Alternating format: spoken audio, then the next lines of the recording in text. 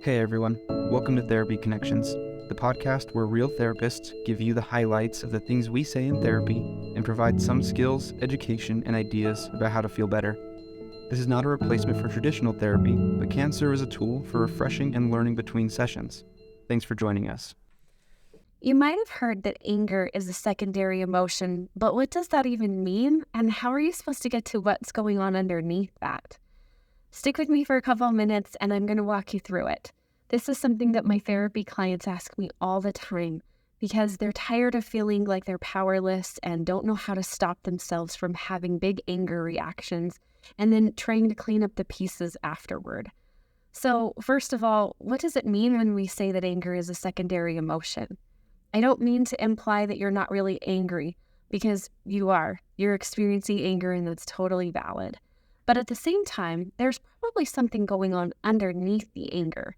Maybe it's something that you haven't thought of before, or maybe you're going to go through this exercise and not be too surprised at what you find. Either way, anger acts as a protector or as a mask for some of the things that are going on underneath. You know, if you think about it, when you feel something like sadness takes away all your energy and often leaves you feeling like you don't have any motivation, like you're helpless, like you have nowhere to go. But sometimes when you're feeling that sadness, anger will step in and it will protect us from having to feel that helpless. Anger is a hot emotion. It gives us a lot of energy and it makes us feel like we can take action. Now, those actions might not always be helpful or healthy, but at the same time, it stops us from feeling powerless. So this is what we mean when we say that anger is a secondary emotion. You're feeling it, but you're probably feeling something else too. So how do we get at the bottom of what's going on and the root of your anger? To walk you through this, I want you to first start by picking a recent situation where you noticed feeling really angry. This can be super helpful if you especially identify a situation where you noticed feeling angry and it was out of proportion to the situation.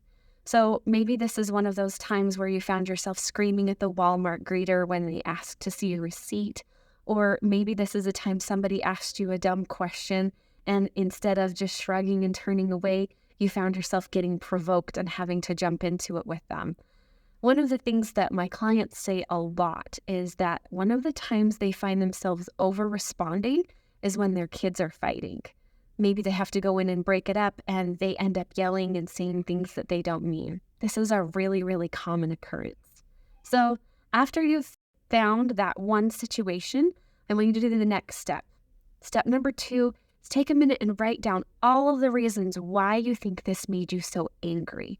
Starting with, were you tired? Were you hungry? Were you just exhausted from having to deal with this situation a lot of times? Maybe run through all of the different things that went on in that minute that could have made you really upset. In the situation of breaking up your kids fighting, maybe you've done that 1,000 times during the day and you're just sick of it. You don't want to have to be doing it anymore. So write them all down. The next step number 3, is to take a couple of minutes and ask yourself a really, really important question. Now that we know all of the reasons why it is that this has made you upset with everybody else, I want you to stop and look inward. What did this situation make you feel about yourself, your worth, or your skills? In the situation of your kids fighting, parents often tell me that the thing they felt in the moment was no control, felt like they were disrespected, and it made them feel like they were a bad parent. Anger stepped in to save them from having to feel those bad things about themselves. It was a lot easier to feel angry and to jump in and instead of being helpless, taking control, even if taking control in that way wasn't something that they were glad they did longer term. So after you've done that, you should be able to identify some of what is underneath this. And that's the space where you can work.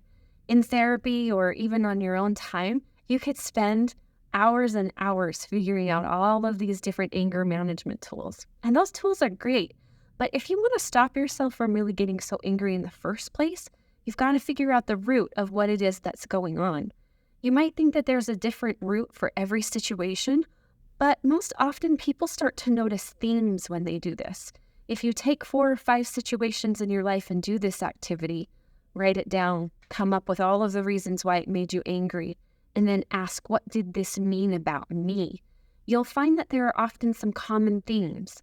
Things like feeling unlovable, feeling like you're not worthwhile, or feeling like you don't have any skills. These are things that come up frequently. Once you know what the root is, the next part doesn't need to be super challenging, but sometimes it can be depending on what your belief that you uncovered actually is. You might need to address this in therapy, or you might be able to work through it on your own. Sometimes in CBT or cognitive behavioral therapy, we work on challenging this thought. So, for example, if you have the belief, I'm a bad parent, then you spend a little bit of time actually logically going through that belief. Really a bad parent? What does it mean to be a bad parent? And do you know anybody else who's done that exact same thing you have? And do you consider them to be a bad parent? If you can do some of that, often you'll find that you can challenge some of the way that you're thinking and begin to replace your thoughts with healthier thoughts. Hopefully this has been helpful for somebody today. If you find that you're having a hard time with this, reach out to a therapist or talk to a friend. There's tons of self-help stuff online that can help you address the underlying issues that are going on. Hopefully this has been something that's at least opened your mind and given you some new information. Join us at another time here on Therapy Connections, and we'll give you some other ideas and tools that you can use to figure out how to better manage your emotions. Hey, Jaden here. Thanks for joining us today. We hope you found something useful in today's episode. If you did, and you want to keep up on the content we're going to be making, please subscribe, follow, or leave us a positive review. It helps us a lot. Again, thank you for being here, and we'll see you next time.